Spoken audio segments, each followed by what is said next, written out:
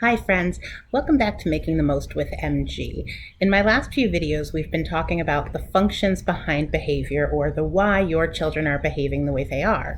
Today, we are going to focus on the third function of behavior, which is attention. So you may be sitting there and thinking, but I give my child all sorts of attention. However, here's some things you need to think about. You may give your child attention, but much like snowflakes, every child is different. They need different things from you. So while one may be totally content, another one may say, hey, I need you a little bit more. It could also be that you are that sense of security with them, and especially right now, they just want to be with you because you make them feel safe. So they are kind of clinging off you and wanting that attention. It may be that in different environments, they're not getting as much attention from someone, so they're making up for lost time when they get to you, and again, hanging off you, clinging, acting a certain way. Siblings, if they're feeling like they're in competition with a brother or sister or someone else in the house for your attention, maybe they're feeling left out. But another big thing could be that it may be that your child doesn't totally understand or hasn't learned certain social cues yet. So they may not know the appropriate way to get attention in a positive way. Taking a proactive approach is the best approach you can take when dealing with attention-seeking behavior, because what you're doing is putting things in place so that you will hopefully minimize the behavior from happening, or hopefully prevent it from happening at all. So here are some proactive strategies you can use. Number one, spend time with your child every day. It's just one-on-one with you and them. You don't have your cell phone out, there aren't other people to interrupt you, and allow your child to talk to you about whatever it is that's on their mind, or do an activity that's just the two of you. That is going to give them some self-esteem, confidence. It's also going to show them how much you care about them, which leads me to the next thing. Tell them how much you love them all the time at random times, because children need to hear that. They need to know that they are loved and that they are capable. And by saying that and building that security for them and that self-esteem for them, they may require less of that attention over time.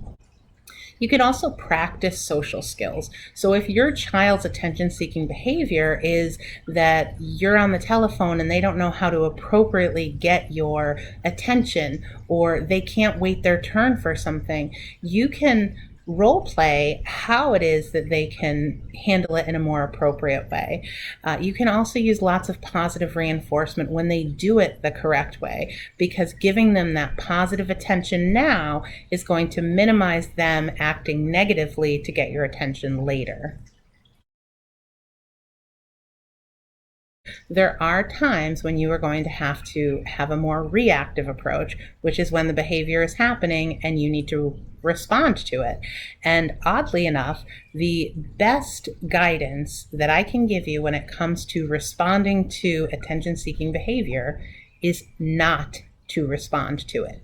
You need to ignore the behavior, because the second that you pay it mind, the second that you address it verbally, you are giving them the payoff. You are giving them the attention, because negative attention is better than no attention at all.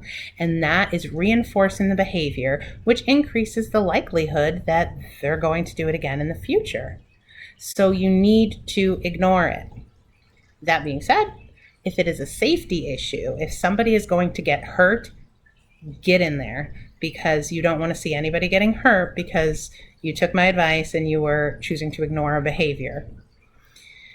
Something else you want to do if your child is in the middle of exhibiting these behaviors is pay attention to someone who's doing the right thing. Sometimes you can trick children when you start handing out the high fives and the great jobs to those who are doing the right things. Well, it makes them want that attention too, because keeping in mind you are ignoring their disruptive behavior. Well, that can help a child fall in line, because, well, I want the high five and I want the good job too. One thing you want to be careful of when you're doing this is, while you are paying the attention to the individual who's doing the right thing, it doesn't mean that you're putting down or being unkind to the child who's exhibiting the attention-seeking behavior, because what that is doing is it's embarrassing them.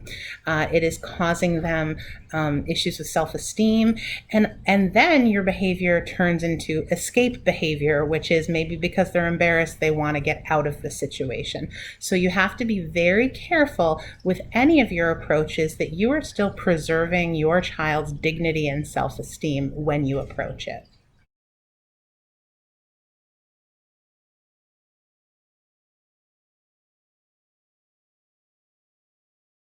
So there you have it in a nutshell: attention-seeking behavior, what it is, why it happens, and how you can address it both proactively and reactively.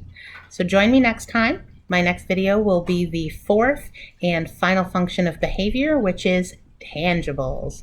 So until next time, have a great day and stay safe.